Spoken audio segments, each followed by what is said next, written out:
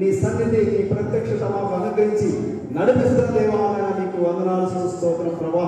ఇదిగో నా తండ్రి ఈ దినం కూడా నా తండ్రి నీ ప్రజలని నువ్వు తోడుకొని వచ్చి నీ ఆలయంలో నా తండ్రి మొదలుగా ప్రార్థనలో కీర్తనలో నాయన నా తండ్రి కృప చూపించి నడిపించినందుకు వందనాలు స్తోత్రం ప్రభా.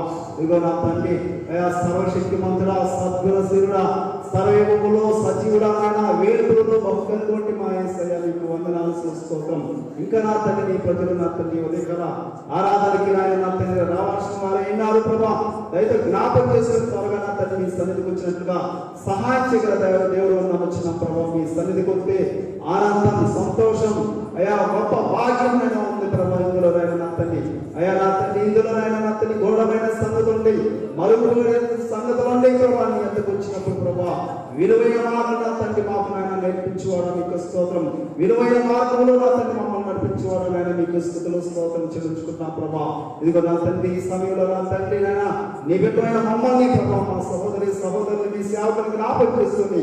ఉదయకాల ఆరాధనలో నా తండ్రి మీరు ఇంతవరకు నైనా కృప చూపించి నడిపించినందుకు వందనాలు. ఇంకా ముందున్న సమయాన్ని కూడా నా తండ్రి అయ్యా మీరు బలపరిచి నడిపించగల దేవుడు నమ్ముచున్నాం ప్రభా మీకు స్తోత్రం. ఈ సమయంలో నా తండ్రి మీ సేవకుని బలపరిచి మాతో మీరు మాట్లాడి మయం పొందగల దేవుడు నమ్మచ్చు. మా ప్రభువును మీ ప్రియ కుమారుడు మా సొంత రక్షకుడైన నజరేయుడైన యేసయ్య పరిశుద్ధ నామములో ఈ స్తుతి ఆరాధనలో రాయన నజరేయుడైన యేసయ్య పరిశుద్ధ నామములో నీకే సమర్పించుకుంటూ ప్రార్థన చేసి అడిగి వేడుకుంటున్నాం తండ్రి. ఆమేన్.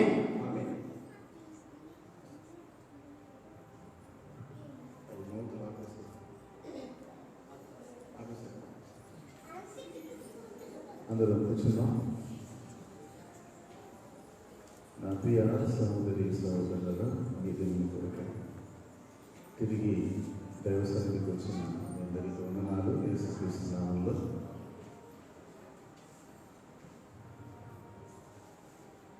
చాలా అలసిపోయి ఉన్నారు. నేనైతే అలసిపోలేదు. అనంటే నీకేమయ్యా ఏమో దేవుని మహాకృపను బట్టి ఈ దినము ఆయన సన్నిధిలో సజీవులు నిలిచి ఉండడానికి దేవుడు సహాయం చేశాడు.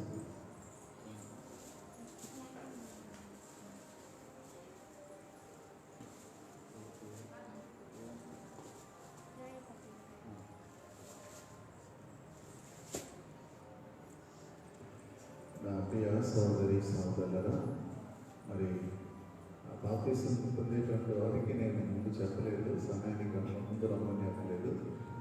వాడు మీతో వచ్చారు, లేకపోతే బాప్తిసం కార్యక్రమం ముందు అయిపోయి తర్వాత ఇది జరగాల్సింది. అందువల్ల మరి కూటం అయిన తర్వాత బాప్తిసం కార్యక్రమం ఉంటుంది. కాబట్టి ఇప్పుడు కొద్దిసేపు వాక్యము ధ్యానం చేసుకుందాం. ముఖ్యంగా బాప్తిసం పొందేవాడు, తర్వాత పొందినటువంటి వాడు, తర్వాత బాప్తిసం తీసుకోవాలనేటువంటి ఆశ ఉన్నటువంటి వారు అందరూ కూడా ఈ మాటలు జాగ్రత్తగా మీరు గమనించాలని ప్రేమతో నేను మనవి చేస్తున్నాను. నూతన సంవత్సరం అనగానే మనకి మరి యూట్యూబ్లో కానీ టీవీలో కానీ నూతనత్వము నూతనత్వము నూతనత్వము అని సందేశాలు వస్తూ ఉంటాయి.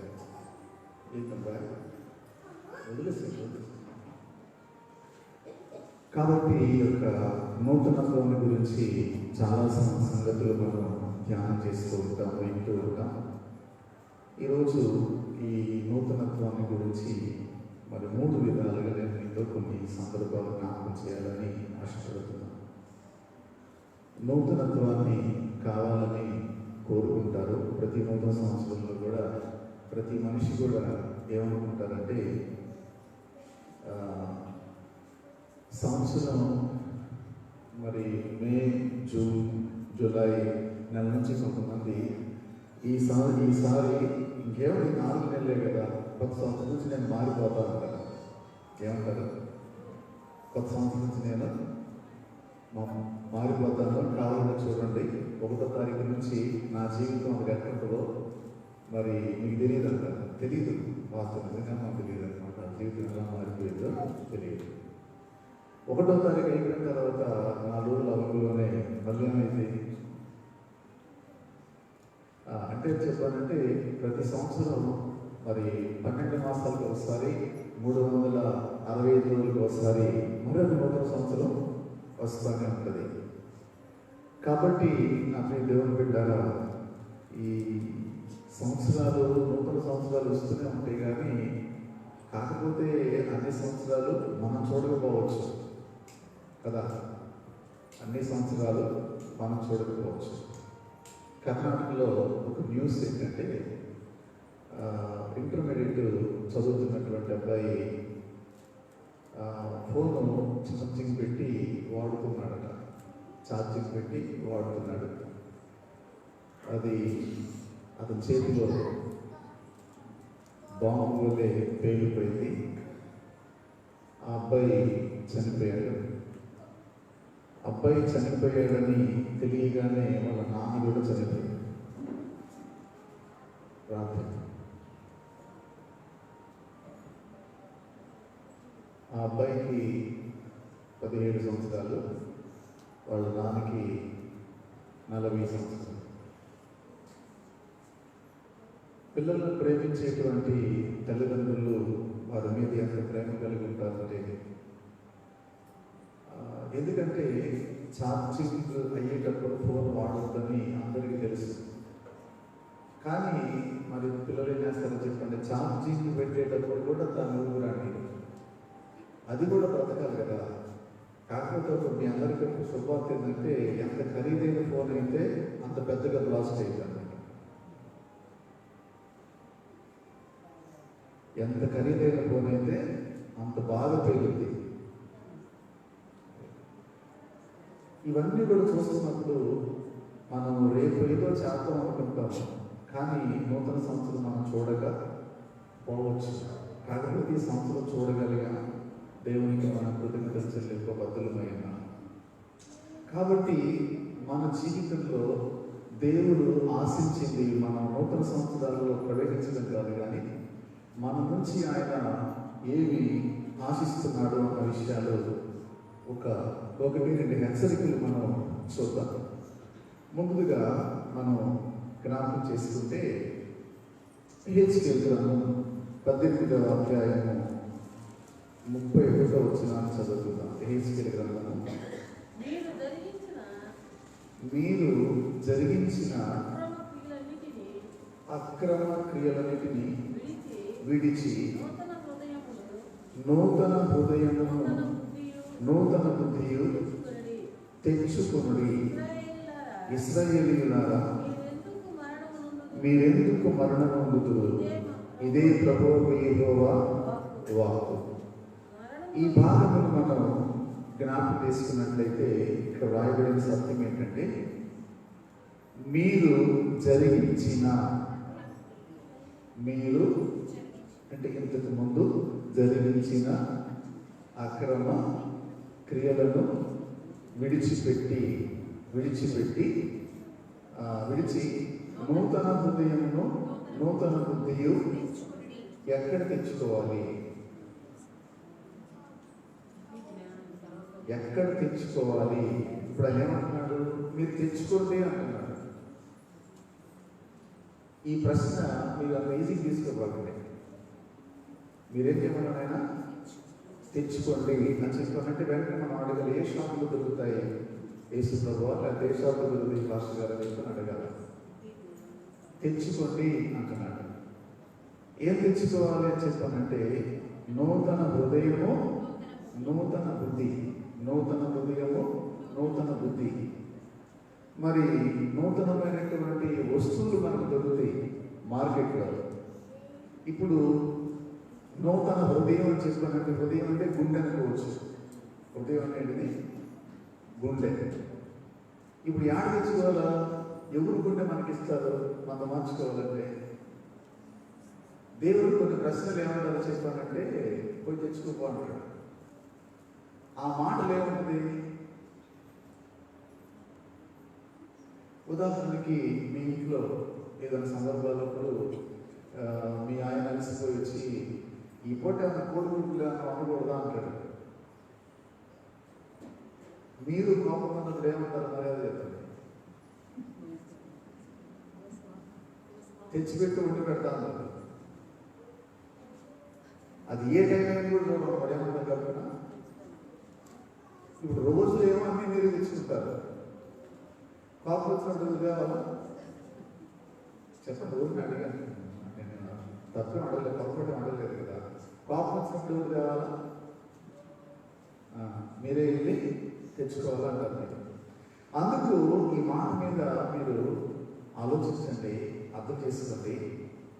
దేవుడు అంటున్నాడు, మీరు జరిగించిన అక్రమ క్రియలన్నిటినీ విడిచి నూతన హృదయమును నూతన బుద్ధియు తెచ్చుకోండి అనేది ఒక మాట. ఎక్కడ తెచ్చుకోవాలనేటువంటిది ఒక ప్రశ్న మనందరి ముందు కనబడుతుంది. ఇదిలా వచ్చి రెండవ మాట ఆయన ఏమంటున్నాడంటే, ఒకసారి ఎఫెసీ పత్రిక 4వ అధ్యాయము, ఎఫెసీ పత్రిక 4వ అధ్యాయము 22-23 కావున మునపటి ప్రవర్తన విషయంలోనైతే మోసకరమైన దురాశల వలన చెడిపో మీ ప్రాచీన స్వభావమును వదులుకొని మీ చిత్తవృత్తి యందు నూతనపరచబడిన వారై నీతియు యథార్థమైన భక్తియు గలవారై దేవుని పోలికగా సృష్టింపబడిన నవీన స్వభావమును ధరించుకుని. ఇక్కడ చూడండి, ఈ మాట సారాంశాన్ని మీరు కొంచెం బాగా అర్థం చేసుకోండి. కావున మునుపటి ప్రవర్తన విషయంలోనైతే మోసకరమైన దురాశల వలన చెడిపోవు మీ ప్రాచీన స్వభావమును వదులుకొని, ఏసుకెళ్ళేమో మీరు జరిగించిన అక్రమ క్రియలన్నిటినీ విడిచిపెట్టి అని చెప్తున్నాడు. ఇక్కడ ఏమంటున్నాడు చెప్పానంటే, మరి మునుపటి ప్రవర్తన విషయంలో మునుపు మనం ఎలా ఉన్నాము ప్రభు దగ్గరికి రాకముందు అంటే, దురాశల వలన చెడిపోవు మీ ప్రాచీన అంటే ఏమో పాచిపోయిన, పాతగిలిన, పురాతనమైన ప్రాచీన స్వభావాన్ని వదులుకోవాలి. అక్కడేమో విడిచి అన్నాడు, ఇక్కడేమో వదలాలి అంటున్నాడు. ఇప్పుడు మనకి నూతన హృదయం ఎడగన్నా పోయి తెచ్చుకున్నా కానీ సెట్ అవ్వాలి. అది సెట్ అవ్వాలంటే ఏం చేయాలా? ఉన్నదాన్ని ఏం చేయాలా? దాన్ని తీసేయకూడదు, మనకి పెట్టలే కదా. అర్థం వేసింది.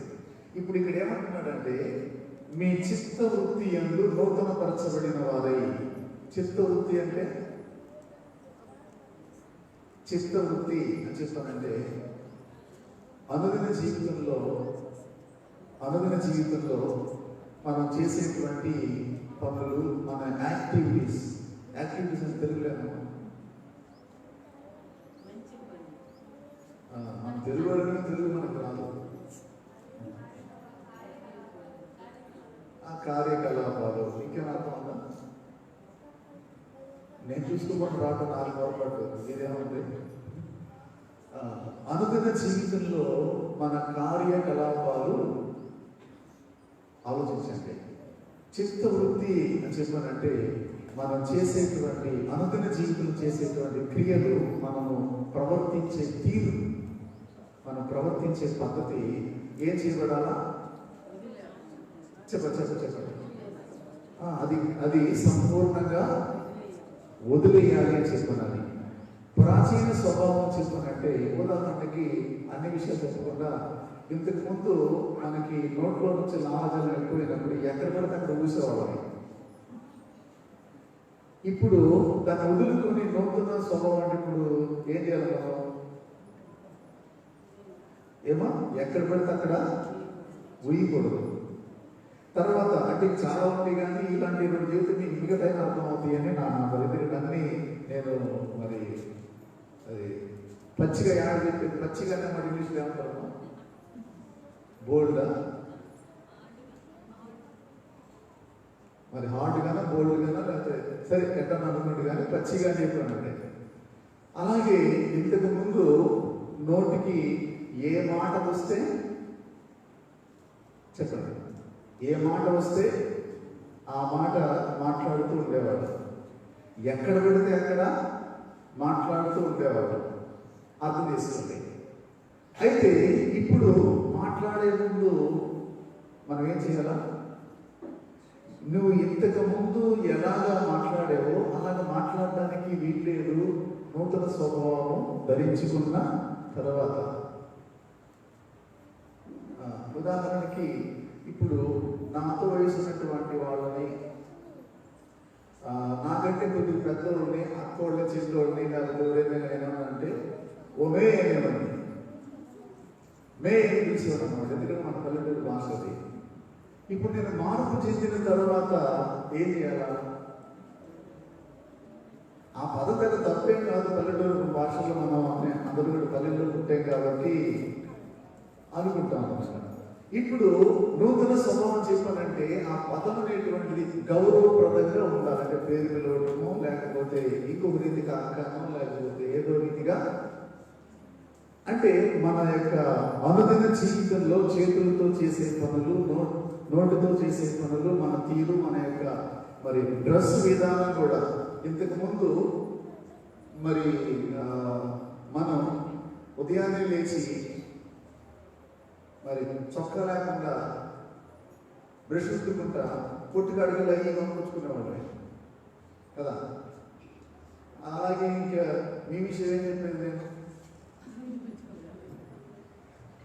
మీకు నైట్ వేసుకునేటువంటిది ఏదో ఉంటుందో ఒక డ్రెస్, దాని పేరు ఏం పేరు, అది ఇప్పేసుకోవాలి. కొంతమందికి అదే లోపం అయిపోయింది. పొగులదే, రేతులదే, ఐస్ క్రీమ్ బండి కాడగదే, పుట్టి కాడగదే, మటన్ పుట్టి కాడగదే. ఇది నేను ఏం చెప్పను, నా నోటితోటి ఏమో చెప్పేది. అంటే చిత్తవృత్తి అంటూ చెప్పానంటే అనుదిన జీవితంలో దేవుని పిల్లలుగా మనము నూతన స్వభావమును ధరించుకోవాలి. అది మనకు రావాలి అని చెప్పానంటే ముందున్నదని ఏం చేయాలి? మనం వదలాలి. దాన్ని వదిలితే కానీ. ఇప్పుడు రాత్రి ఒక విషయం విన్నాం కదా, దేవుడు ఏమంటున్నాడు? అది నువ్వు వదిలిపెడితే నీకు సహాయం చేస్తానంటున్నాడు. కానీ అనేది ప్రార్థనా పరుడే, నమ్మకస్తుడే. ఎంత ప్రార్థనా పరులమైనా, ఎంత నమ్మకస్తులమైనా దేవుని మాట విని లోబడడానికి ధైర్యం కావాలి, ధైర్యం కావాలి. అందుకే మరి యెహోషువ 40 సంవత్సరాలు మోషే దగ్గర నుండి ఏం నేర్చుకున్నాడు, కానీ దేవుడు ఏమన్నాడంటే, యెహోషువ ధైర్యం తెచ్చుకో, నెప్పరం కలిగి ధైర్యంగా ఉండు అన్నాడు. ఎందుకని? మనం ఎన్ని సంవత్సరాలు సీనియర్లమైనా కూడా కొన్ని సందర్భాల్లో మనం ఏం చేస్తాం? ధైర్యాన్ని కోల్పోతాం. అందుకోసం ఇక్కడ ఏమంటున్నాడంటే, ప్రాచీన స్వభావమును వదులుకొని, అక్కడ 3 వేసుకుని చూడండి, ప్రాచీన పురుషుని అన్నట్టు అనమాట. తర్వాత నీతియు యథార్థమైన భక్తియు గలవారై దేవుని పోలికగా సృష్టింపబడిన నవీన స్వభావమును ధరించుకునవలెను. ఆడేమో నూతన హృదయమును, నూతన బుద్ధిని తెచ్చుకో, ఇక్కడేమో ధరించుకో. ఏ శాంతులు దొరుకుతాయి? ఏ శాంతికి మాకు దొరికింది? ఈ వస్త్రం పేరు ఏంటంటే నీతియు యథార్థమైన భక్తియు దేవుని పోలికగా సృష్టింపబడిన నవీన స్వభావం అని అక్కడ 4 వేసుకుని చూడండి. నవీన పురుషుని అంటే నీలో ఏ వ్యక్తి కనిపించాలా? ఏమా? ఆ మధ్యకాలంలో చాలా కాలం అయిన తర్వాత ఒక ప్రాంతానికి వెళ్ళాను. ఆ ప్రాంతంలో నాకు స్నేహితులు ఉన్నారు. మరి ఆ యొక్క స్నేహితుడిని మరి స్నేహం అనేటువంటిది ఎలా ఉంటుందో చెప్పానంటే, ఒరే పిలుచుకుంటే సంతోషం ఉంటుంది అనమాట. ఎందుకంటే ఆ పిలుపులో ప్రేమ ఉంటుంది, ఆప్యాయత ఉంటుంది అనమాట. కానీ నేను వాడిని ఒరే పిలవలేకపోయాను, పేరు పిలిచాను. వాడు మామూలుగా ఏంట్రా బాగున్నావా అని చెప్పి అన్నాడు. అతని పక్కన నా పక్కన ఇంకొక ఇద్దరుండి అతన్ని మందలించారు. ఏమని? మర్యాదలు మరి నీ స్నేహితుడే కాదనలేదు, ఇప్పుడు ఆయన పరిస్థితి వేరు కాబట్టి ఆయన గౌరవంగా విలువ చెప్పానంటే నేనేమన్నాను, పర్వాలేదు, నువ్వు అలాగే పిలువు, నాకు అలాగే పిలిచినా నాకు సంతోషం, ఎందుకంటే నువ్వు నా స్నేహితుడివి అన్నా. నేను ఈరోజు దేవుని సేవకుడినే, కానీ నువ్వు నాకు ఎవరివి? స్నేహితుడివి. కాబట్టి పిలుపు మారినంత మాత్రం ఏం కాదో చెప్తానని. కాకపోతే మరి దేవుడు తనకు కూడా మార్పు ఇచ్చాడు కాబట్టి తను కూడా పేరు పిలిచి గౌరవంగా మాట్లాడుతూ ఉంటాడు. దేవుని స్తోత్రం కలుగుతుంది. హల్లెలూయా. అనుదిన జీవితంలో నా ప్రియ దేవుని బిడ్డలారా, నూతన అంటే యథార్థమైన భక్తి గలవారై దేవుని పోలికగా సృష్టింపబడిన నవీన స్వభావమును ధరించుకోండి. నూతన హృదయాన్ని, నూతన బుద్ధిని తెచ్చుకోండి. ఇక్కడేమో ధరించుకోండి. తర్వాత విషయం ఏంటంటే రోమపత్రిక 12:2, రోమపత్రిక 12:2లో అక్కడ మనకు తెలిసిన మాటే. నేనేమి మర్మాలు చెప్పలేదు. మీరు ఈ లోక మర్యాదను అనుసరింపక ఉత్తమమును అనుకూలమును సంపూర్ణమునయున్న దేవుని చిత్తమేదో పరీక్షించి తెలుసుకున్నట్లు మీ మనస్సు మారి నూతన మగుట వలన రూపాంతరము పొందుడి. ఇక్కడ మీ మనస్సు మారి నూతన మగుట వలన రూపాంతరము పొందుడి. ఈ 3 మాటలు ఎందుకు చెప్పాను నేను మీకు? అక్కడేమో తెచ్చుకోండి, ధరించుకోండి, పొందండి. తెచ్చుకోండి, ధరించుకోండి, పొందండి. ఇక్కడ ఈ మాట దేవుడు మాట్లాడటం ఉద్దేశం తెలుసా మీకు? ఒకసారి అరణ్యంలో ఇశ్రాయేలు ప్రజలు ప్రయాణం చేసేటప్పుడు మోషేతో దేవుడు అన్నాడు, మోషే మరి నేను మీతో కూడా రాను, మీరు కూడా అన్నాడు. అర్థం మీకేమన్నా? ఏమన్నాడు? నేను మీతో కూడా రాను, మీరు పొండి ఈ ప్రసిద్ధి నువ్వే వాగ్దాన దేశం తీసుకునేట్లు అని చెప్పన్నాడు. పొండి అన్నాడా? అన్నాడా? నేను మీతో కూడా రాను పొండి అనేటువంటి మాట ఇశ్రాయేలు కన్నా వినిపించింది. అది అందులో దుర్వార్త ఏముంది? దాంట్లో దుర్వార్త ఏముంది? ఇప్పుడు మీరు అడిగినప్పుడు మీరు అట్లా నేను రాను, నువ్వు ఇతరులు ప్రయాణం అవుతూ ఉంటారు. మీతో ఉన్నటువంటి వ్యక్తి ముందుగా రెడీ కానీ అని చెప్పి అంటాడు, మీకు ఎక్కిపోయింది. ఎక్కిపోయిన తర్వాత ఏం చేస్తారు? నేను రాదు అంటారు. ఇంకేం చేస్తారు? చేసేదే ఉండదు. అంటే నేను రానమ్మా చెప్పంటే నువ్వు రాకపోతే ఆ వ్యక్తి పోవడం చాలు కదనా? చెప్పండి, చాలు కదనా?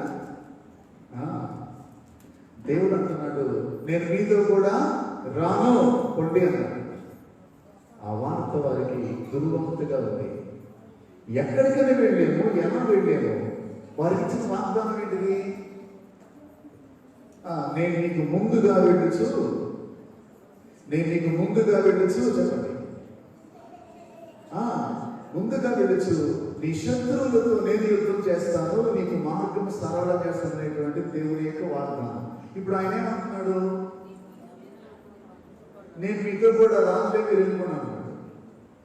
ఈ మాట ఎందుకంటున్నాడని చెప్పానంటే, దేవుని మీద ఆధారపడి ఆయన సహాయమును కోరుకునే విషయంలో వీరికి అహంకారం ఎక్కువైంది, గర్వం ఎక్కువైంది.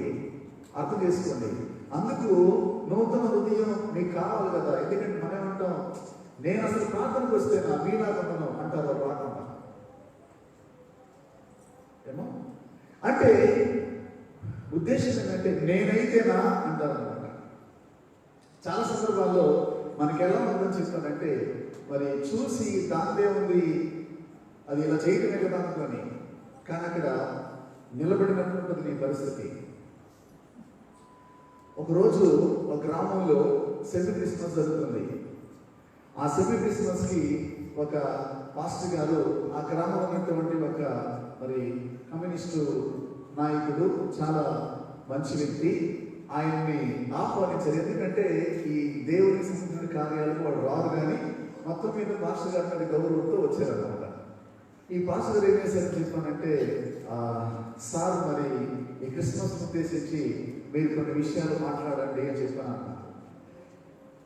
మామూలుగా మరి ఆ యొక్క పార్టీలో ఉండి ఉద్యమాల్లో పాల్గొనేటువంటి వాళ్ళు మైక్ దొరికితే ఏం చేస్తారు?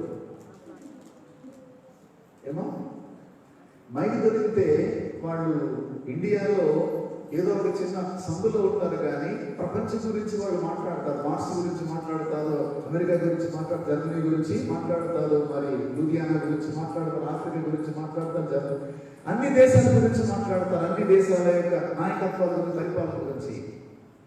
కానీ అక్కడికి వచ్చిన తర్వాత మొత్తం మీద ఏదో మాట్లాడాలని వచ్చాడు ఆయన.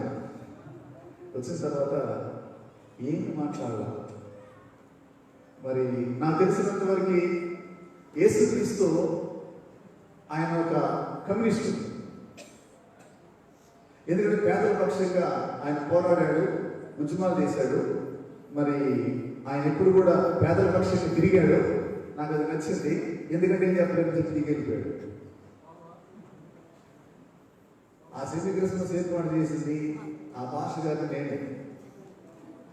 దేవునికి మహిమ కలుగుతున్నాక నేనేమనుకున్నానంటే ఈ పూట కూడా కాలే ఇప్పుడు నేను అనవసరంగా ఇచ్చానేమో అని చెప్పి ఆలోచించుకుంటా భయభయంగా ఇచ్చానేమో.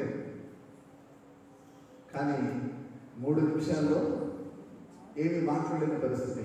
అంటే అర్థం ఏంటంటే కొన్ని వేదికల మీదకి వెళ్ళి మనం ఏదో మాట్లాడదాం అనుకుంటాం, అది అక్కడ జరిగే పని కాదు. కాబట్టి నా ప్రియ దేవుని బిడ్డలారా, ఈ యొక్క మాటల విషయమై మనం అర్థం చేసుకుంటే తెచ్చుకోండి, ధరించుకోండి, పొందండి అని చెప్పానంటే ఏంటి పొందేది? ఈ మాటలు దేవుడు మనతో మాట్లాడుతున్నాడు. ఎందుకంటే నా సహాయం లేకుండా మీరు పొందాలనుకుంటున్నారు కదా, నేను మారుతాను అనుకుంటున్నారు కదా, నేను మార్పు చెందుతా అని చెప్పి అనుకుంటున్నారు కదా. అందుకని మీరే మారండి, మీరే పొందండి, మీరే తెచ్చుకోండి, మీరే అలాగా జీవించండి. కాబట్టి నా స్నేహితులారా, అయితే వీటికి సమాధానం ఏంటి? నూతన హృదయము, నూతన బుద్ధి ఎక్కడ దొరుకుతాయి? ఉపయోగం మనకి ఏమో నీతియు యథార్థత కలిగినటువంటి జీవితం ధరించుకోవడానికి ఎక్కడ దొరికితే మనకి ఏ షాప్లో దొరుకుతుంది అని చెప్పానంటే మనం ఆలోచన చేయాలి. తర్వాత ఏమంటున్నాడంటే మీరు ప్రతి విషయంలో కూడా దేవుని చిత్తము అంటే ఈ లోక మర్యాదను అనుసరింపక. లోక మర్యాద అంటే ఏమో లోక మర్యాద యాకోబు తెచ్చి రాహేలు ప్రేమించాడు, రాహేలుతో పెళ్ళనుకున్నాడు, బాగానే ఉంది. రాత్రి వేళ మామేం చేశాడు? రాహేలు పక్కన పెట్టి లేయర్ తీసుకుని ఇచ్చాడు. ఇచ్చిన తర్వాత ఇదేంది మామ ఈ పని చేసేది అని చెప్పి అన్నాడు. ఉదయాన్ని ఏదో తినగా వచ్చి పెద్దానికి పెళ్లి చిన్నదానికి పెళ్ళండి, ఇది మా దేశం మర్యాద కాదు. లోక మర్యాద అంటే ఇలా ఉంటాయి అన్నమాట, చాలా ఉన్నాయి. మర్యాద అనే దాని గురించి ఒకరోజు చెప్పాలి స్పెషల్గా నేను మీకు. ఏ మర్యాద అది? లోక మర్యాద.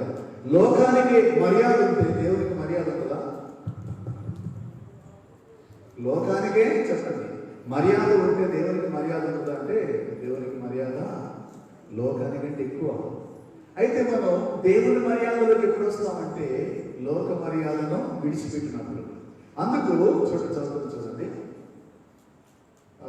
మీరు ఈ లోక మర్యాదను అనుసరింపక ఉత్తమమును అనుకూలమును సంపూర్ణమునయ్యున్న దేవుని చిత్తమేదో పరీక్షించి తెలుసుకున్నట్లు మీ మనస్సు మారి నూతన మగుట వలన రూపాంతరము పొందుడి. అంటే దేవుని చిత్తము ఇంతకు ముందేమో ప్రతిదీ కూడా మనం అనుకున్న పని చేసేవాడు, అంతే కదా. నాకు ఇలా అనిపిస్తుంది, ఇలా చేద్దాం అనుకున్నానని చెప్పి చేసేవాడు. ఇప్పుడు ఏం చేయాలని నువ్వు మారు మనసు పొందిన తర్వాత ఏమో ప్రతి విషయంలో కూడా దేవా మరి ఈ పని చేయమంటావు కదా, ఎస్ ఆర్ నో తప్పకుండా చెప్తాడు ఆయన. మీరేమంటారు? ఏం పాస్టర్ గారు మన దేవుడు మాట్లాడతాడని చెప్పని అంటాడు, మరి నాతో ఇప్పుడు మాట్లాడా చెప్పానంటే దేవుడు డైరెక్ట్గా మాట్లాడేదైతే నువ్వు బూడిదైపోతావు. అది పరిస్థితి. అందుకే నీకు బైబిల్ ఇచ్చాడు, సేవకులు ఇచ్చాడు, పగిలింది కొడుకులే. అందుకే నీకేమిచ్చాడు? బైబిల్ ఇచ్చాడు. దేవుని చిత్తం కనుక మీరు తెలుసుకోవాలనుకుంటే నేను అనుసరించే పద్ధతి చెప్తున్నా. నీవు ఏ భాగమైనా సరే బైబిల్ని దినపాఠం చదువు. దినపాఠం చదువు. ఉదయం సాయంత్రం చదువు. ప్రార్థన పూర్వకంగా చదివే ప్రతిసారి దేవా నాతో మాట్లాడి చెప్పానని నీవు ఏ పేజీలో చదివినా నీ మనసులో ఉన్నటువంటి దానికి ఖచ్చితంగా సమాధానం దొరికింది. అలాగా దొరకకపోతే మీరు నా మాటగా నమ్మాల్సిన అవసరం లేదు. ఏ పేజీలోనైనా సరే, ఆది కాండం నుంచి ప్రకటన వరకు ఏ పేజీలోనైనా సరే దేవా నాతో మాట్లాడునని నిర్మలమైన మనస్సాక్షితో నోరు తెరిచి మనసు పెట్టి దినపాఠం చదవండి. దేవుడు తప్పకుండా వాక్యం నుంచి మాట్లాడతాడు. వాక్యం అర్థం కాకపోతే ఆ రోజు సాయంత్రం కానీ, ఆ రోజు పగలు కానీ సేవకుల ద్వారా దేవుడు తప్పకుండా మాట్లాడతాడు. ఈ రెండు సందర్భాలు దేవుడు మాట్లాడతాడు. ఒకవేళ దేవుడితో మీకు మరి వ్యక్తిగతంగా అంతరంగికంగా ఎక్కువ సంబంధం ఉంటే ఏకాంత ప్రాంతంలో స్వరం ద్వారా కూడా దేవుడు మాట్లాడతాడు. ఎందుకంటే అనుభవాలు ఎరుగుతుంది కనుక నేను మీకు చెప్తున్నాను అన్నమాట. కాబట్టి నా మీ దేవుని బిడ్డలారా, నేను మరి ప్రార్థనాపూర్వకంగా వాక్యము ధ్యానిస్తున్నప్పుడు ఆ వాగ్దానం రాత్రి సంగమం కొరకు దేవుడు అనుగ్రహించినటువంటిది ఏం చెప్పానంటే ఏంటది? యెహోవా వాక్యమునకు భయపడే వారికి ఆ వాగ్దానం ఏంటంటే, మీరు ఎక్కడైతే అవమానపరచబడ్డారో అక్కడ మీరు తలెత్తుకొని తిరుగుతారు. ఏ ప్రజలు మిమ్మల్ని అవమానపరిచారో వారే సిగ్గు నందుదురు.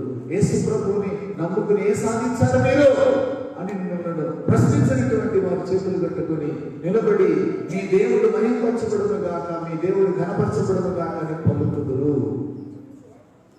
నాకు ఈ దేవుడు బిడ్డలు అర్థం చేసుకోండి. అది వాగ్దానం యొక్క సారాంశం. అయితే ఇక్కడ దేవుని చిత్తం ఏదో పరీక్షించి అని చెప్పానంటే, మనకి దేవుని చిత్తం పరీక్షించినటువంటి వ్యక్తులు ఒక ఇద్దరు వ్యక్తులు చెప్తారు. అబ్రహాము యొక్క దాసుని పేరు ఏం పేరు? పెద్ద దాసుడు చెప్పండి. ఎలియాసుని అబ్రహాము గారు పిలిచి తన కుమారునికి ఒక అమ్మాయిని తీసుకురామని పంపించాడు. ఆ యొక్క ఎలియాసులో అబ్రహాము గారు చెప్పినటువంటి మాటను బట్టి ఇస్సాకునకు భార్య తీసుకురావడానికి వెళ్ళాడు. ఆ యొక్క ఊరు సమీపించినప్పుడు ఎలియాసులో ఒక ఎగ్జామ్ పెట్టుకున్నాడు. ఏంటో ఎగ్జామ్ చెప్పండి, తెలిసిందే కదా, టైం వేస్ట్ మళ్ళీ. ఏంటని చెప్పానంటే, ఆయన మోకరించి, దేవా అబ్రహాము దేవా, నా యజమాని దేవా, ఈ ఊరికి తీసుకొచ్చావు. నా యజమాని యొక్క కుమారునికి భార్య ఎవరో నువ్వు నన్ను బయలుపరచాలి. అందుకోసం నేను ఏం చేస్తానని చెప్పానంటే, ఈ ఊరి పిల్లలు నీళ్లు చేరుకోవడానికి బావి దగ్గరికి వస్తున్నారు. నేను అడుగుతా, అమ్మ నాకు కొంచెం త్రాగడానికి నీళ్ళేమని అడుగుతా. ఏ అమ్మాయి అయితే నీవు త్రాగుమో నీ ఒంటిలకు కూడా నీళ్లు పెట్టేదనని ఏ చిన్నది చెప్పునో ఆమె నీ సేవకుడైన ఇస్సాకు కొరకు నీవు నియమించినదై ఉండునుగాక. నీవు నియమించినదై దేవుని స్తోత్రం కలుగునుగాక. హల్లెలూయా. ఎలా ఉందండి ఇది? ఎలియాజరు ఉన్న స్థానంలో నేను ఏం చేస్తానంటే, ఆ ఊరికి వెళ్ళి కనబడి అడుగుతారు, ఏమయ్యా ఇక్కడ మరి ఇంతమంది ఇక్కడ ఉండిపోయినే, ఒక ఆయన అబ్రాము శారమ్మ ఎడిచిపోయిరే, వాళ్ళ తాలూకు ఎవరు ఉన్నారు ఇక్కడ అని అడుగుతాను నేనైతే. ఇప్పుడు ఆయన ఆ ఊరిలో అడిగాడు. చెప్పండి, ఊళ్ళు అడిగాడు, దేవుడిని అడిగాడు. మరి దేవుడు ఏం చేశాడు? ఫస్ట్ ఆ అమ్మాయిని పంపించాడు. దేవుడు నియమించిన అమ్మాయిని ఎలియాజరు వెళ్ళి అడిగాడు. కడవ దింపి, అయ్యా తాకు, నీకు నీ ఒంటిలో కూడా నేను నీళ్లు పెడతానని చెప్పి. కాబట్టి నీ జీవితంలో కూడా దేవా మరి నేను ఇది చేయాలనుకుంటున్నాను, దానికి సూచన ఇది అని చెప్పి. తర్వాత గిద్యోను దేవుడు తనకు తోడై ఉన్నాడో లేదో ఆయన తెలుసుకున్నాడు. ఎలాగా చెప్పండి, ఎలాగా? ఏమో తను తెలుసుకున్నాడు. ఎలా తెలుసుకున్నాడో చెప్పానంటే, మంచు. ఆయన అన్నాడు, దేవా నీవు నాకు తోడుగా ఉన్నావని నాకు అర్థం కావట్లేదు, ప్లీజ్ సారీ. కాబట్టి నువ్వు ఏం చేయాలో చెప్పానంటే, ఏం లేదు, ఏమని కూడా చిన్న పరీక్ష పెట్టుకుంటాను నేను, కొంచెం నన్ను పాస్ చేయి, నేనే పరీక్ష పెట్టుకుంటా, నువ్వే నన్ను పాస్ చేయి. ఈ మాట బాగుందా? నేనేం చేసుకుంటాను? పరీక్ష పెట్టుకుంటాను, నువ్వేం చేయాలా? నన్ను పాస్ చేయాలి. అప్పుడు నువ్వు నాతో ఉండవు, నాకు నమ్మకం ఏర్పడింది. కాబట్టి పొలంలో నేను గొర్రెబొచ్చు తీసుకెళ్ళి పరుస్తా. ఈ రాత్రంతా కూడా మంచు నేల మీద పడాలి కానీ గొర్రెబొచ్చు మీద పడకూడదు అన్నాడు. సరే, ఆ రాత్రి అయిపోయింది, నేల మీద పడింది కానీ గొర్రెబొచ్చు మీద పడలేదు. తర్వాత ఏం జరిగింది చెప్పానంటే, ప్లీజ్ ప్రభువా, మరి కొంచెం కరెక్షన్, ఏమని కొంచెం కరెక్షన్ ఉంది, ఏమని కూడా ప్రభావ చెప్పాను. ఏం చేస్తాడంటే దేవుడు మనం చెప్పండి. ఆయన వెంటనే ఏమనంటే, దేవ ఈ రాత్రి నేల మీద ఎక్కడ మంచు పడకూడదు, గొర్రెబొచ్చు మీదనే మంచు పడాలి చెప్పానని.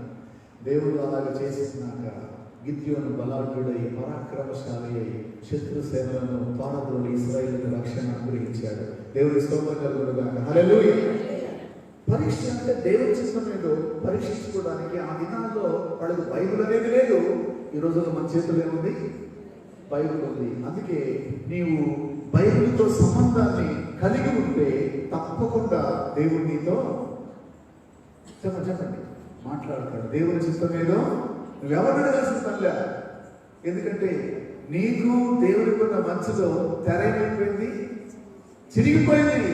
ఎవరు నీకు మధ్యలో వస్తున్నారు? దేవునితో డైరెక్ట్ గా మాట్లాడవచ్చు. కావున నా ప్రియ దేవుని బిడ్డలారా, ఈ మాట గురించి ఆలోచన చేస్తే, సంపూర్ణమునై ఉన్న దేవుని చిత్తం మీద పరీక్షించి తెలుసుకున్నట్లు మనస్సు మారి ఆకారం కాదు, వేషం కాదు, ఏం మారాలా? మనస్సు మారి నూతన మగుట వలన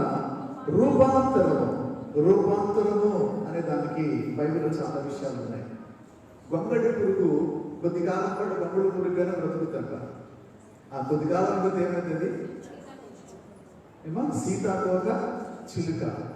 ఆ రూపాంతర అనుభవంలో అది చాలా కాలం పాటు రహస్యంగా ఉండిపోయింది. గూడు కట్టుకొని ఒక గూడులో ఉండిపోయింది. దాని ఆకారం మార్పు చెందేవారు. నీ జీవితంలో, నా జీవితంలో దేవుడి కొరకు మనం సమర్పించుకున్నప్పుడు, దేవుడితో జీవించడానికి ఇష్టపడినప్పుడు, మనము కూడా ఈ నూతన హృదయం కొరకు, నూతన బుద్ధి కొరకు, నూతన స్వభావం కొరకు, నూతనమైన మనస్సు మారి రూపాంతర అనుభవం కొరకు మనం ఎక్కడ వెళ్ళి తెచ్చుకోవాలి? ఎక్కడ అడగాలి మనం? అయితే భక్తులు ఏ రీతిగా ప్రార్థన చేశారో 2 వచనాలు మనము చదువుతాం. కీర్తన గ్రంథము 51 అంటే నూతనత్వం కోసం వాడు చేసిన ప్రార్థన. ముందుగా 10వ వచనం చదువుతాం. దేవా నా యందు శుద్ధ హృదయము కలుగు చేయము, నా అంతరంగములో స్థిరమైన మనస్సును నూతనముగా పుట్టించుము. దేవుని స్తోత్రం కలుగునుగాక. హల్లెలూయా. ఈ భాగంలో ఏముంది? ఎవరు చేసిన ప్రార్థనది? దావీదు చేసిన ప్రార్థన. ఈ ప్రార్థనలో ప్రాముఖ్యమైన విషయం ఏంటంటే, దేవా నా యందు ఏసుల ప్రజలు దేవుడు ఏమన్నాడు? తెచ్చుకున్నాడు. దావీదుకేమో ఏ శ్లోకం దాదాపు తిరిగి సాగిపోయింది ఆయనకి. ఇప్పుడు ఎవరు అడుగుతున్నాడు దావీదు? నేనాడ తిరిగేది ప్రభువా, చెప్పండి, నేనాడ తిరిగేది, నా యందు శుద్ధ హృదయం కలుగు చేసేది నీవే. నీవు నా హృదయాన్ని పరిశుద్ధపరచబడకపోతే నాకెక్కడ దొరికింది? తర్వాత నా అంతరంగంలో స్థిరమైన మనస్సు. స్థిరమైన మనస్సు అంటే ఇంతకుముందు మనసు ఏమవుతుంది? ఏమో స్థిరంగా లేదు. ఏదో చేద్దాం అనుకుంటాం, చేయలేము. చేద్దాం అనుకుంటున్నాం, చేయలేకపోతున్నాం. మన మనసుకి ఏం లేదు? ఇప్పుడు స్థిరత లేదు. ఇప్పుడు ఈ స్థిరపడేటువంటి మనస్సు యాడ దొరికింది మనకి? ఏమో దావీదు కథలో రహస్యం ఏంటంటే, దేవా అది యాడ దొరకదు, నీవు నాలో పుట్టించాలి. నీవు నాలో ఏం చేయాలి? పుట్టించాలి. స్థిరమైన మనస్సు నాలో పుట్టించాలి అని చెప్పానని దావీదు అడుగుతున్నాడు. మరి దావీదుకి ఇచ్చాడు కదా? ఇచ్చాడా లేదా? మిగతా కీర్తనలతో పోలిస్తే ఇచ్చాడు. అడిగితే మీకు ఇస్తాను. అడగకుండా మీరు దేవుడు ఆడుతున్నారు అనుకోండి, అడగకుండా దేవుడు ఆడుతుంటే దానికి కూడా ఆయన సహాయం చేస్తాడు మీకు. ఆడదేలాడేవా? ఆ ఊరు పేరు, ఆ ఊరు పేరు తిరిగి వచ్చావా? ఇంకొక ఊరు నేను అడిగాను, అక్కడ బాగా వెళ్తున్నాను అంటున్నారు. ఆడు కూర్చుని దేవుడు నీకు అడ్రస్ పెట్టి అవుతాడు. ఎందుకు చెప్పనమ్మా? తిరగడానికి. దేవునికి చాలా బాధ కలిగించే విషయం అండి. నీకు సహాయకుడు యెహోవా నన్ను విడిచి నిన్ను నీవే నిర్మూలన చేసుకుంటున్నావు. ఎప్పుడైనా అది వాక్యం హోషేయ గ్రంథంలో 13:9. నాకేంటో అది మనసులో వచ్చిపోవాలి. ఇశ్రాయేలు నీ సహాయకర్తనగు నాకు నీవు విరోధివై నిన్ను నీవే నిర్మూలన చేసుకుంటున్నావు. ఎవరు చేసుకుంటున్నారు? నిన్ను నీవే నిర్మూలన చేసుకుంటున్నావు. ఏమై? నీ సహాయకుడు నాకు నీవు విరోధివై. కాబట్టి నా ప్రియ దేవుని బిడ్డ, ఆయన మన సహాయకుడు, ఆయన మనతో ఉండేవాడు. ఆయనను విడిచి మనము ఈ లోకంలో వెతుక్కుంటున్నప్పుడు దేవుడు అంటున్నాడు, సరే వెళ్ళండి వెతుక్కోండి చెప్పాను. కాబట్టి నా ప్రియ దేవుని బిడ్డారా, 3 సందర్భాల్లో తెచ్చుకోండి, ధరించుకోండి, పొందండి. యాడ్ తెచ్చుకోవాలా, ఎప్పుడు ధరించుకోవాలా, దాన్ని ఎలా పొందాలా అంటే ఈ విషయాలు ఎవరు మనకు సహాయం చేయాలి? ఇప్పుడు ఏమో అర్థమైంది ఆ విషయం మీకు? ఆ మాట మీరు చెప్పాలని నేను ఇప్పుడు ఈ కథలో చెప్పేది. నేను ఆయనే మనకు సహాయము చేయాలి. నూతనత్వం కోసం హబక్కూకు చేసిన ప్రార్థన జ్ఞాపకం చేసుకుని ఒకసారి. హబక్కూకు గ్రంథము ఒక చిన్న మాట మనం చదువుతున్నాం. 3:2. యెహోవా నిన్ను గూర్చిన వార్త విని భయపడుచున్నాను. యెహోవా సంవత్సరములు జరుగుతుండగా అమ్మా నీ కార్యములను నూతనపరచుము. నీ కార్యమును అని అడుగుతున్నాడు భక్తుడు. నీ కార్యము అని చెప్పానంటే ఈ భూమి, ఈ దేహము, ఇవన్నీ ఎవరి కార్యాలు?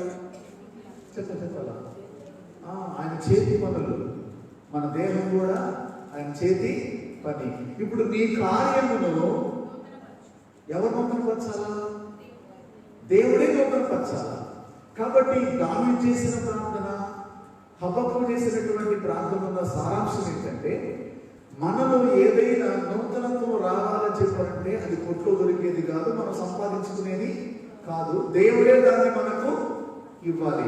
నేనేమంటున్నానంటే, నాకు ఇచ్చాడు కనుక మీకు కూడా ఆయన ఇస్తాడు. ఎందుకంటే దేవుడి నుంచి నేను తెలుసుకున్న రహస్యం ఏంటంటే, ఆయన మనలాగా పక్షపాతి ఏమో కాదండి. ఆయన ఎంత మంచివాడు అని చెప్పానంటే, నా ప్రియ దేవుడు పెట్టారా అర్థం చేసుకోండి. మరి భోజనానికి అందరు కూర్చున్నప్పుడు సాధారణ కూర్చున్న ముందు భోజనం పెడతాడు. తర్వాత అయినా కూడా చెప్పండి ముందే వెళ్తాడు. చెప్పండి మీరు భోజనం పెట్టాడు అనమాట. దేవుడు అంత మంచివాడు. అందుకు దేవుడి గురించి చెప్తున్నాను ఆ యొక్క మాట మీకు. అందువల్ల అడుగు ప్రతివాడు పొందును అనే వాక్యంలో రాయబడి ఉంది. అయితే దేవుడు ప్రార్థించిన వారికి నూతనత్వాన్ని వాగ్దానం చేశాడు. ఆ మాట చదివి నేను ముగిస్తాను. మిగతా కార్యక్రమంలో మనం వెళదాం. ప్రార్థనకు దేవుడు ఇచ్చినటువంటి వాగ్దానము ఏంటో చెప్పానంటే, యెహెజ్కేలు 36:26 మనకు తెలిసినటువంటి మాట. నూతన హృదయము మీకు ఇచ్చదను, నూతన స్వభావము మీకు కలుగు చేస్తాను, రాతి గుండె మీలో నుండి తీసివేసి మాంసపు గుడ్డను మీకు అక్కడ ఆగండి. ఇందాకేమన్నాడు?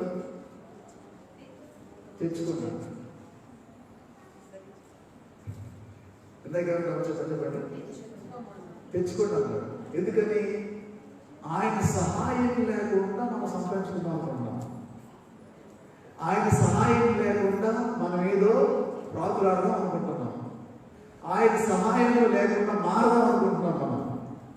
అందుకని సరే మార్పు తెచ్చుకోపు, పొందు, ధరించుకో. కానీ భక్తులు అన్నారు, ఏసుకెళ్ళి అడిగాడు దేవుడు, ఏసుకెళ్ళు ఎండిపోయిన ఈ ముక్కలు బ్రతకగలవా అని చెప్పానంటే నాకు తెలుసు ప్రభా ఎక్కడ బుద్ధి అనేవాడు. నేనైతే ఏసుకెళ్ళి ఏమన్నాడు? ప్రభువా యెహోవా ఒప్పుకుంటాం మనం ఒప్పుకోం. మాకు తెలుసులే, మన తిరిగి బైబిల్ ఉంది అసలు, మన తిరిగి బైబిల్ లేదు కదా. అందుకోసం అన్నమాట ఈ భాగాన్ని మనం చూసినప్పుడు భక్తులు ప్రార్థన చేశారు, దేవా నీవే మాకు సహాయం చేయాలి, నీవే మాకు దిక్కు అని చెప్పినప్పుడు ఇప్పుడు ఆయన అంటున్నాడు, సోదరుల నూతన హృదయం ఇచ్చదంటే అది ఇవ్వాల్సిన ఎవరన్నారు? దేవుడే ఇవ్వాలి. ఆ ఆపరేషన్ ఆయనే చేయాలి మనకి, లేకపోతే మన బుద్ధి మారదు. తర్వాత స్వభావం అంటే బుద్ధి. నూతన స్వభావాన్ని నేను మీకు కలుగు చేస్తాను. రాతి గుడ్డను మీలో నుండి తీసివేసి మాంసపు గుడ్డను మీకు. ఈ కార్యము ఈ ప్రపంచంలో దేవుడు తప్ప ఎవరు చేయలేరు. కాబట్టి నాకు దేవుని బిడ్డలా యేసుతో నూతన జీవితం ఎలా ఉండాలో చెప్పానంటే ప్రతి విషయంలో ఇంతకు ముందు మనకిష్టమైనట్లుగా మనము ఆలోచించుకునే వాళ్ళం. ఇప్పుడు మనం ఏం చేయాలా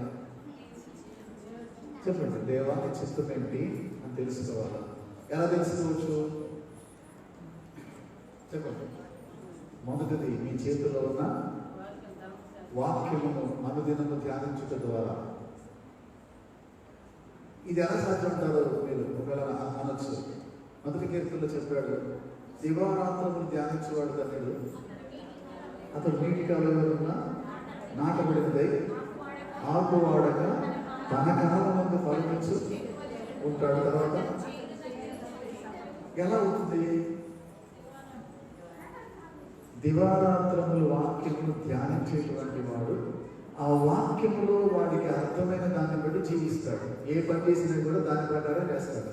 అది ఇప్పుడు మనం చెప్పాల్సిన అవసరం లేదు, అలా చేస్తాడు. కాబట్టి అతను ఏం చేస్తే ఏమైంది? ఏమో సఫలమైంది. దాంట్లో ఇంకా వేరే ఆప్షన్ ఏమీ ఉండదు.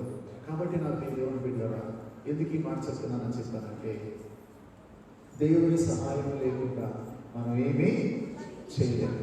అందుకోసం నూతన హృదయమైన స్వభావమైన గుండెైన దేవుడే మనకు ఇవ్వాలి. తర్వాత నా ఆత్మను మీ యందుంచి నా కట్టడలను అనుసరించు వారినిగా, నా విధులను గైకొను వారినిగా మిమ్మును చేసేదను. చాలా ఇప్పుడు మనం ఏమనుకుంటున్నాము? 2020లో తప్పిపోయాం ప్రభు, నీ వాక్యము ఖచ్చితంగా ఎక్కడ ప్రతి సంవత్సరం ఖచ్చితంగా నీ కట్టడలను అనుసరించి నడుచుకుంటానయ్యా అంటాం. ఆయన ఏమంటాడు? సార్ అంటాడు. తెల్లనే మొదలైంది మన నడక. మళ్ళీ ఒక్కాలేమో ఈ బండ మీద, ఒక్కాలేమో రాత్రి దిగుతున్నాయి జారుడు బండ మీద, ఒక్కాలేమో క్రీస్తునే బండ మీద, ఇంకో కాలేమో జారుడు బండ మీద. నీ పని అంటుంటుంది, ఇంకా నీ పని వేరుగా ఉంటుంది. నరాలు తెగిపోతాయి, జాగ్రత్త. లోకము జారుడు బండ అయితే. కాబట్టి నాకు ఈ దేవుని బిడ్డ అర్థం చేసుకోండి, నూతన సంవత్సరంలో ప్రవేశించాడు దేవుడు మనకి. ఈరోజు అర్థం చేసుకోండి, ఆలోచన చేయండి. ఆయన అంటున్నాడు, నా ఆత్మను మీ యందుంచి నా కట్టడలను అనుసరించిన వారిని గాను నా విధులను కైకొన్న వారిని గాను మిమ్మల్ని చేస్తాను. అంటే మనలో దేవుని ఆత్మ ఉండి ఇట్టి కార్యాలు చేయకపోతే మనము వాక్యానుసారంగా జీవించడం సాధ్యపడదు. అందుకోసం ఈరోజు నూతన సంవత్సరంలో మొదటి దినాన మరి దేవునికి సంబంధం లేకుండా మనము మార్పు చెందలేము. నూతన గుండె మనం తెచ్చుకోలేము, నూతన స్వభావం మనం తెచ్చుకోలేము, మనకు నూతనమైన బుద్ధి మనకు రాదు, మరి నవీన స్వభావం మనము ధరించుకోలేము. ఆయన ధరింపు చేయకపోతే మనకై మనమైన కట్టడలను గైకొనలేము. అందుకు నేనేమంటానంటే ప్రతిరోజు ఉదయ సాయంకాలంలో ఎందు దేవునితో నీకేముండాలి చెప్పండి. సంబంధం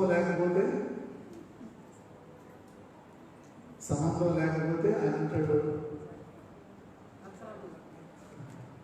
ఆ కాలు జారుద్ది. ఏ కాదు జాడు మీద పెడితే అది పరిస్థితి. కాబట్టి నాకు ఈ దేవుని పెట్టారా నూతనంగా బాప్తిసం పొందేటువంటి వారికి మరి విడిగా నేను మీతో మాట్లాడలేదు, కానీ ఇక్కడ నుంచి మీకు చెప్తున్నాను. ఏంటని చెప్పానంటే పొందిన వారికి పొందినటువంటి వారికి మీ పాపములు మీరు ఒప్పుకొని విడిచిపెట్టిన రోజే మీ హృదయం క్రీస్తురక్తంతో కడగబడింది. మారు మనసు అదే. కాబట్టి బాప్తిసం అంటే ఏంటో చెప్పానంటే ఇప్పుడు ఉదాహరణకి నేను ఒక స్థలం కొన్నాను. స్థలం కొన్నప్పుడు స్థలంలో కూడా నా స్థలం ఇచ్చేసారు, నేను డబ్బులు ఇచ్చేసాను. నాదైపోయిందా? అయిపోయిందా? మరి ఇప్పుడు నాదైంది రిజిస్ట్రేషన్ అవ్వాలా. రిజిస్ట్రేషన్ పట్టా ఉందా? రిజిస్ట్రేషన్ పట్టా మీద సాక్షి సంతకాలు కూడా ఉండాలి. నీవు పరలోకి వెళ్ళడానికి సంఘం యొక్క సాక్ష్యం కూడా ఉండాలి. ఈ బహిరంగ సాక్ష్యమే బాప్తిసం. కాబట్టి బాప్తిసం పొందినప్పుడు బహిరంగంగా మనము దేవుని పిల్లలుగా మనము ప్రకటించబడుతూ ఉన్నాము, దేవుని పిల్లలుగా బ్రతుకుతున్నాము. ఆ ఇమేజ్ డ్యామేజ్ కాకుండా మనం జాగ్రత్త పడాలి. దేవుని పిల్లలుగా మనం బ్రతకాలి. కోపం వచ్చినప్పుడు పాట పాడటం కాదు, ఏమని నీ సాక్షిగా నేను జీవించదునా అంటే కోపం అంటే మై వెళ్ళినప్పుడు అని నేను అంటాను. కాబట్టి అది కాదు, కానీ అనుదిన జీవితంలో మనం సాక్షులుగా ఉండాలి. కాబట్టి రక్షణ పొందిన మీరు పొందడానికి సిద్ధపడినటువంటి వారు నూతన స్వభావం కొరకు, నూతన హృదయం కొరకు ఆయన వైపు చూస్తే ఆయనే మనకు ఇస్తాడు. తర్వాత దేవా నీ ఆజ్ఞలు గైకొన్నట్లు నీ ఆత్మను నా మీద కుమ్మరించమని అడిగితే తన అడుగు వారికి దేవుడు ఎంతో నిశ్చయముగా పరిశుద్ధాత్మను అనుగ్రహిస్తాడు. కాబట్టి నా ప్రియ దేవుడు బిడ్డారా, ఈ సమయంలో ఈ వాక్యము ధ్యానిస్తున్నప్పుడు ఈ నూతన సంవత్సరం మన ముందు ఉంది. ఈ సంవత్సరం అనేటువంటిది కొనసాగుతున్నప్పుడు మనము నూతన పరచబడాలి. మన యొక్క ఆలోచన కాదు, మన యొక్క తలంపులు కాదు, కానీ దేవుని మీద మనము ఆధారపడదాం. అందరూ కూడా లేచి నిలబడి చిన్న ప్రార్థన చేసుకుందాం. చిన్న ప్రార్థన చేసుకుందాం. ఇంతవరకు ప్రభువు మనతో కొన్ని నడిపించాడు. ఈ సమయంలో మనం చిన్న ప్రార్థన చేస్తున్నాం.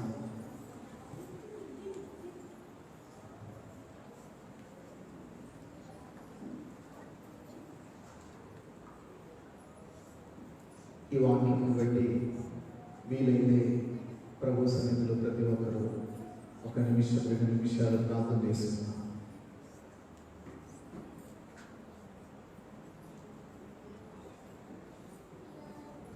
దేవా, నా ఇంటి శుద్ధ హృదయం కలిగించి, దేవా నాలో స్థిరమైన మనసు నూతనంగా పుట్టించేయా. నా జీవితంలో నీ కార్యాలు నూతన పరచండియా అని చెప్పి ప్రార్థన చేస్తున్నా. నా ప్రియ దేవుని బిడ్డ అందరూ కూడా ప్రార్థన చేస్తున్నా. కొంచెం ముందుకు వచ్చి నా సహోదరులు బెంచమైన వేణు ఇద్దరు చిన్న ప్రార్థన చేస్తారు. ఇక్కడికి ముందుకు రండి. బాప్తిసం పొందబోయే వారి కొరకు, పొందినటువంటి వారి హృదయాలు స్థిరపరచబడి కొరకు, వాక్యానుసారమైన పరిశుద్ధాత్మ దేవుని అభిషేకం కొరకు ఇద్దరు చిన్న చిన్న ప్రార్థన చేసిన తర్వాత ఇప్పుడు అందరూ ఆత్మల మనసులు కలిసి ఏకీభవిద్దాం.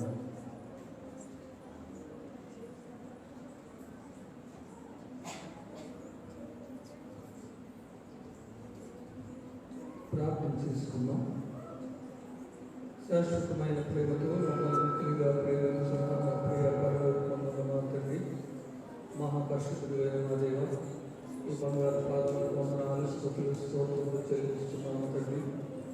ఈ యొక్క 2021 సంవత్సరము మా సంఘాన్ని, సంఘ ప్రజలను మీరు ప్రేమించి దీవెనకరముగా మీరు మాకు దయచేసినందుకు నూతనమైనటువంటి వాగ్దానములు మీరు సిద్ధపరిచి ప్రతి ఒక్కరికి ప్రభావ వ్యక్తిగతంగా మీరు దయచేసినందుకు మీకు స్తోత్రాలు ప్రభావ. ఈ దినము నూతన సంవత్సరపు నాయన ఆరాధన పగడి దినం ప్రభావ జరగడానికి మీరు నాయన కృప చూపినందుకు, దయ చూపినందుకు వందనాలు, స్తోత్రాలు చెల్లిస్తున్నాము తండ్రి.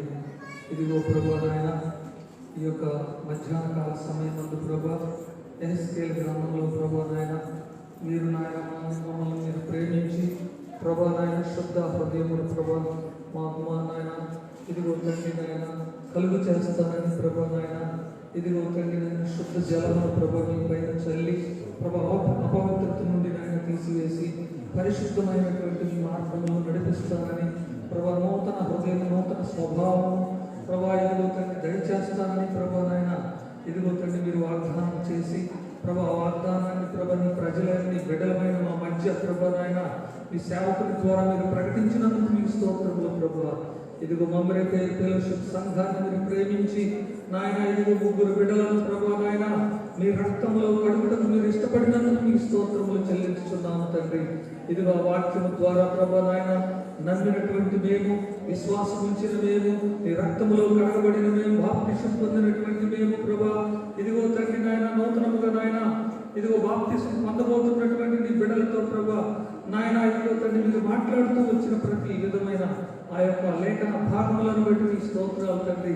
వాటిని మా హృదయంలో ముద్రించుకొని ప్రభా నాయన మాలో శుద్ధ హృదయం కలిగి ప్రభా నీ యొక్క నాయన ఆజ్ఞలు, కట్టడలు, విధులు అనుసరించి నడుచుకున్నట్లు ఈ సంవత్సరంలో మీరు కృప చూపండి, మీరు నడిపించండి, బలపరచండి ప్రభా.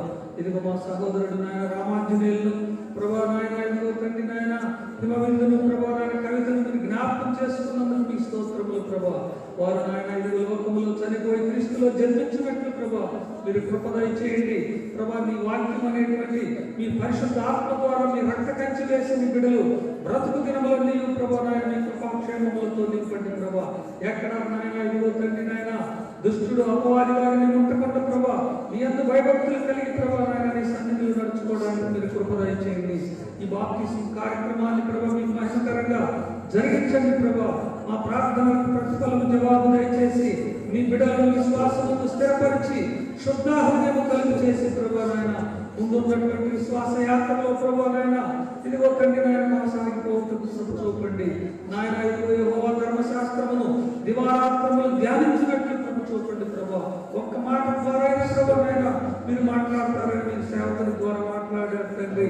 అవును ప్రభా అది మాకు ఎంతో ప్రయోజనం. మీరు మాట్లాడితే మేము బ్రతుకుతాం ప్రభా, జీవిస్తాము తండ్రి. మీ స్తోత్రాలైనా ఆ రీతిగా నూతన సంవత్సరంలో మమ్మల్ని సిద్ధపరిచి బలపరిచి నడిపించి మహిమ పొందమని నా ప్రార్థన విన్నందుకు మీకు స్తోత్రములు చెల్లించుకుంటూ ప్రతిఫలము జవాబు దయచేసి నా తర్వాత చేసే సహోదరుడు చేసి ప్రార్థన కూడా విని నాయన ప్రతిఫలము జవాబు దయచేసి మహిమ పొందమని యేసయ్య పరిశుద్ధ నామములో ప్రార్థించి పొంది ఉన్నాము పరమ తండ్రి. ఆమేన్. స్తోత్రాలు, స్తోత్రాలు, స్తోత్రాలు తండ్రి. శాశ్వత ప్రేమతో ప్రేమిస్తున్న ప్రియ పరలోకమందున్న మా తండ్రి, గొప్ప దేవుడా, మహోన్నతమైన దేవ, ఈ ఉదయకాల సమయాన్ని నా తండ్రి ఈ నూతనమైన సంవత్సరాన్ని మాకు బహుమానంగా నువ్వు ఇచ్చినందుకు దేవా నీ స్తోత్రం చెల్లించుకున్నాను ప్రభా.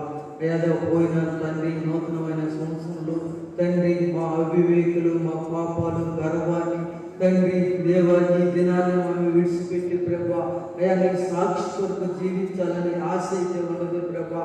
తండ్రి ఇదిగో నీ దాసుడు మీ పక్షాన్ని నిలబెట్టుకొని అయ్యా నీ దాసుని వాక్యంతో నీతి గురించి చెప్తున్నప్పుడు ప్రభా అయ్యా నీ కట్టడలు, విధులు ప్రభా అనుసరించి అయ్యా నడుచుకున్నప్పుడు దేవా తండ్రి అయ్యా కలుగుతూ ఈ శుద్ధ హృదయాన్ని అయ్యా కలుగు చేస్తానని నువ్వు చెలవిస్తున్నావు ప్రభా.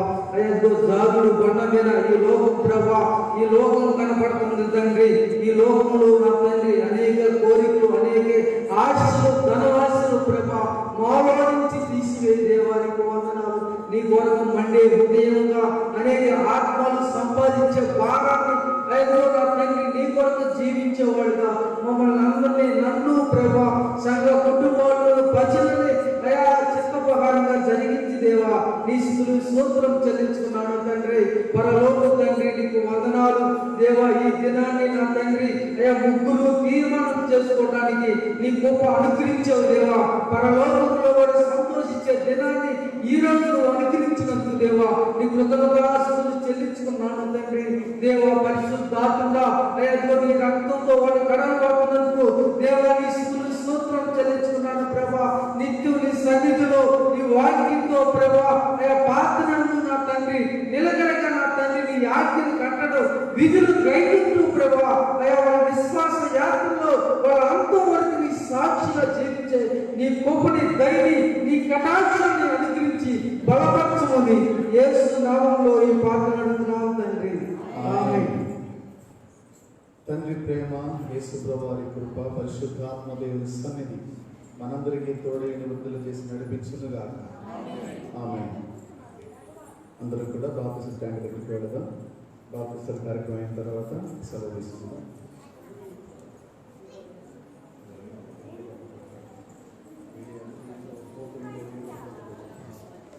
Okay sir.